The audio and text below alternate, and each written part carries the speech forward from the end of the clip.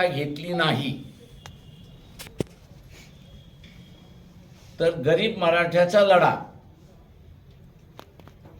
हा माझ्या माहितीप्रमाणे गेले 35 वर्ष त्या ठिकाणी चाललेला आहे. परंतु इथल्या श्रीमंत मराठ्याने कधीही त्याला स्वरूप आणि आकार येऊ दिलेलं नाही. जरांगे पाटील यांच्या आंदोलनाच्या निमित्ताने एक स्वरूपही आलं, एक आकारही आला आणि एक स्पेसिफिक मागणी ही सुद्धा पुढे आली की ज्याला समाजामध्ये सहानुभूती अशी असणारी परिस्थिती आहे. तेव्हा गरीब मराठ्याचं वेगळं ताट,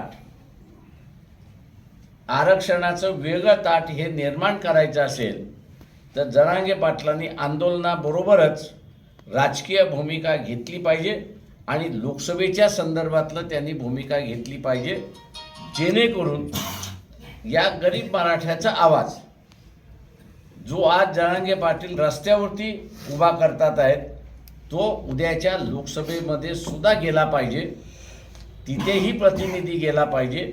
आणि या दृष्टीने त्यांचं आंदोलन चालू असताना यावरती सुद्धा ते विचार करतील, त्यांचे सहकारी विचार करतील आणि योग्य भूमिका घेतील अशी अपेक्षा वंचित बहुजन आघाडी या ठिकाणी त्यांच्याकडून धरते. ते यावरती गांभीर्याने विचार करतील अशी ही अपेक्षा मी या ठिकाणी करतो. Thank you very much.